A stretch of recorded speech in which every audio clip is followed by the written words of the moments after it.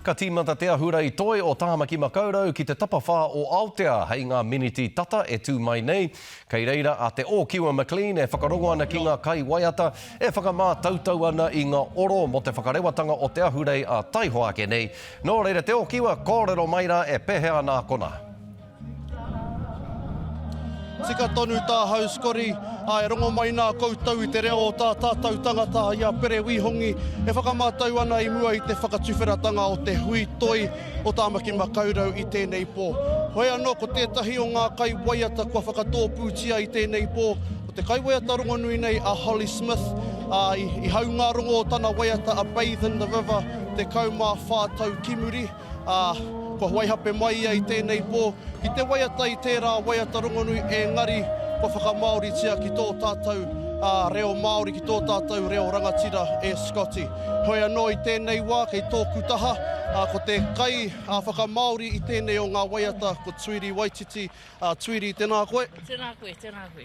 Hoi anō, patai tuatahi, i toko ake te whakaaro i hea, kia whakamaoritia tēnei o ngā waiata rongonui. E rua tau tēnei kaupapa e haere ana, e kia nei ko te tira te kaupapa nei, i raro i te maru o Auckland Arts Festival, no reira koe nei noi ho te tau tuarua. Tērā tau, ko wamātou tohunga katoa pera i a Macy Ma Troy, mawatau kai waiata rongonui, tēnei tau ko Holly Smith, ko te mea pai no hāmua kē ia, e waiata nei tō tātou nei reo Māori. Ai. Nō reira, koe nei hoki te wā tuatahi kua waiata tēnei o ngā māreikura i te reo Māori. I pēhea te mahi ngātahi me Holly Kamutu, hae tahi o ngā wero.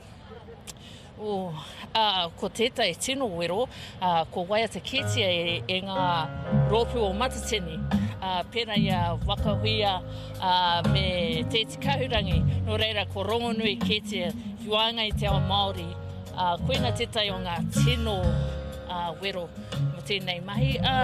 Holly he mama ake kia Holly te waiata Māori, he orite ki tōna ake reo, te reo hāmua, no reira kare kore kei te wereweri tonu ia, engari e ngana tonu ana i te kōrero Māori, he mea pai. Ka pai, ka mutu pātai whakamutunga, i enei rangi, i enei tautata nei, kua whakakūngia te reo Māori. Ki hea inaia nei, kei te hia rānei kia nui ke atu te whakamaori i ngā momo waiata rongonui pēnei? Hāre kore, ko tīmata kētia heniwehi, e rongonui rawa e nā waiata anō i ana mahi. Kare kore, e me reo Māori tō tātou nei ao Kātika. Nō reira ai, kare kore ka nui ake ngā whakamāoritanga. Ngā waiata, kiriata, hea hātu, kare atu mōhio. Ka pai.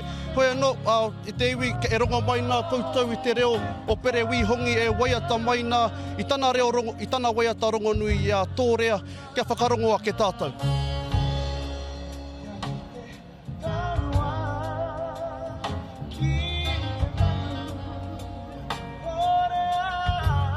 Ka mutu e te iwi, hei te ono karakat huataki ai ngā tatau o tēnei o ngā kaupapa nui tai ore ki te tūmata whānui nō reira e te iwi, nau piki mai, nau kake mai ki tēnei o ngā kaupapa. Scotty. Ka pai te Ōkiwa, ko wātea koe i ai nei e hoa ki te piki ki rungi i te atamira, kei muri a koe, kia tū koe hei reo tautoko i te reo waiata o Pere Wihongi tō tātou hoa o te karere. Ko kōrua tahi ka waiata tahi ai te pōnei hoa. Mohe anau, he korokoro tūi hoki koe, he reo rōreka tō.